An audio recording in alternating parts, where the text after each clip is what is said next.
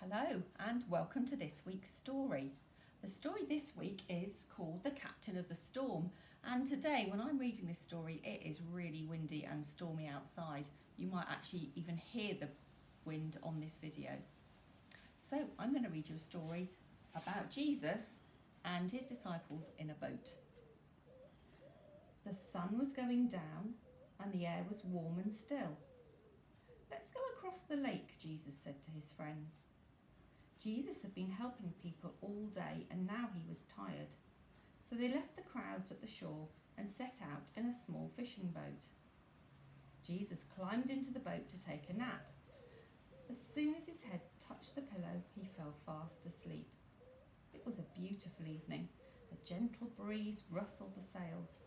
The friends were chatting happily as they headed out into the middle of the lake. Everything was perfect. Just right for a nice quiet sail. They were only about halfway across when, out of nowhere, whirling winds swept across the lake, fierce and strong like a hurricane. A blinding flash of lightning lit up the sky. Thunder roared right overhead. The storm blew the water into towering waves that hurled the little boat up, and then sent it hurtling, crashing back down.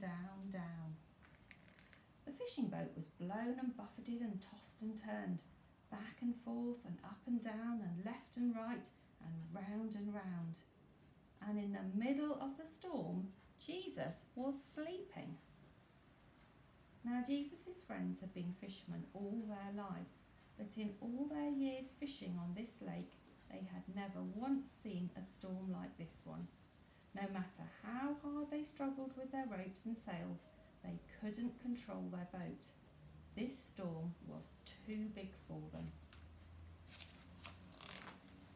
But the storm wasn't too big for Jesus.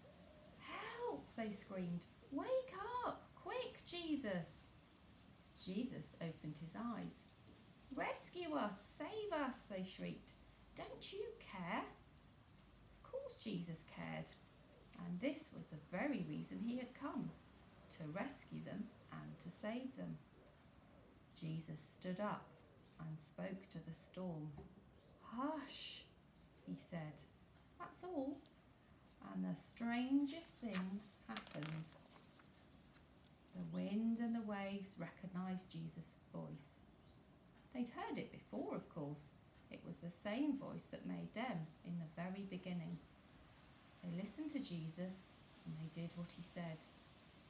Immediately the wind stopped, the water calmed down, it glittered innocently in the moonlight and lapped quietly against the side of the boat, as if nothing had happened. The little boat bobbed gently up and down. There was a deep stillness and a great quiet all around. And Jesus turned to his wind-torn friends. "Why were you scared?" he asked. "Did you forget who I am? Did you believe your fears instead of me?" Jesus' friends were quiet as the wind and the waves, and into their hearts came a different kind of storm. "What kind of man is this?" they asked themselves anxiously. "Even the winds and the waves obey him," they said, because they still didn't understand. They didn't realize yet that Jesus was the Son of God. Jesus' friends had been so afraid they had only seen the big waves. They'd forgotten that if Jesus was with them, then they had nothing to be afraid of, no matter how small their boat or how big the storm.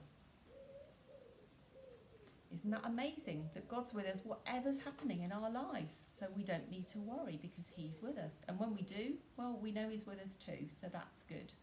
Now, one of the activities in your pack today is to make a little boat and perhaps put it in the paddling pool or in a bowl of water. See if you can create a storm.